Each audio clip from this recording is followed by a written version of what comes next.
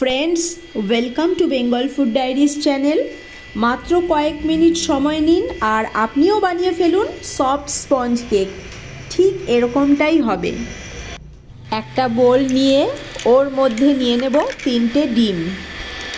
প্রয়োজনীয় ইনগ্রিডিয়েন্টস মাপার জন্য এরকম একটা কাপের ব্যবহার করেছি। ডিমের মধ্যে কাপের 4/3 ভাগ চিনি গুঁড়ো দিয়ে হুইস্কারের সাহায্যে মিশিয়ে দেব। প্রথমে অর্ধেকটা দিয়ে মিশিয়ে পরে বাকিটা দেব। আর চিনি আমি আগে থেকে মিক্সিতে গুঁড়ো করে রেখেছিলাম।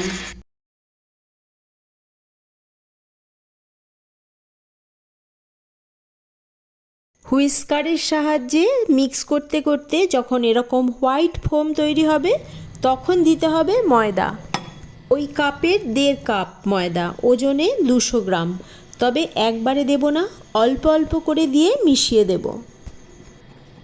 মেশানোর কাজটা অবশ্যই একটু সময় নিয়ে ধৈর্য সহকারে করতে হবে।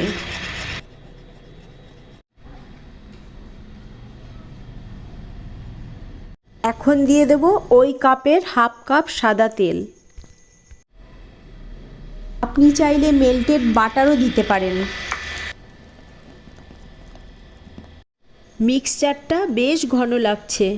1/2 কাপ মতন জাল করে নেওয়া ঠান্ডা দুধ দিয়ে হুইস্কারের সাহায্যে মিক্স করে নেব।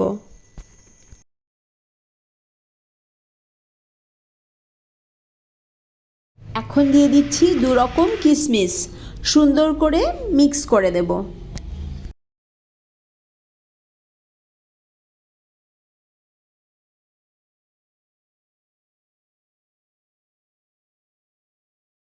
দেখুন, কনসিস্টেন্সি ঠিক এরকমটা আসতে হবে।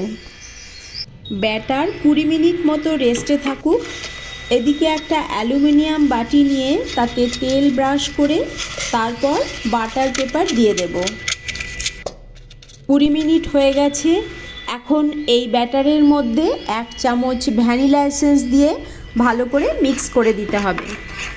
সব শেষে দিতে হবে 1 চামচ বেকিং পাউডার ও 1/2 চামচ বেকিং সোডা। হুইস্কারের সাহায্যে হুইস্ক করে নিলেই কেকের ব্যাটার রেডি।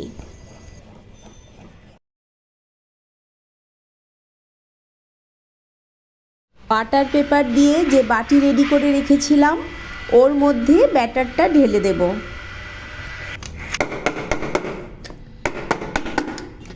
আগে থেকে একটা ডিশ গ্যাসে বসিয়ে 5 মিনিট মতো প্রিহিট করে রেখেছিলাম। একটা স্ট্যান্ড বসিয়ে ব্যাটারের বাটি বসিয়ে ঢাকা দিয়ে দেব। 5 মিনিট হাই ফ্লেমে রেখে তারপর 35 মিনিট লো ফ্লেমে রেখে ঢাকা খুলে দেখুন, কেক একেবারে রেডি। এবার নামিয়ে ঠান্ডা করে তারপর ডিমোল্ড করে নিতে হবে। স্পঞ্জ কেক রেসিপি ভালো লাগলে প্লিজ একটা লাইক করবেন, শেয়ার করে দেবেন আপনজনদের মধ্যে। আর আপনি যদি চ্যানেলে নতুন বন্ধু হয়ে থাকেন চ্যানেলটিকে সাবস্ক্রাইব করে আমাকে সাপোর্ট করবেন। দেখা হচ্ছে পরবর্তী ভিডিওতে। ভালো থাকবেন, সাথে থাকবেন।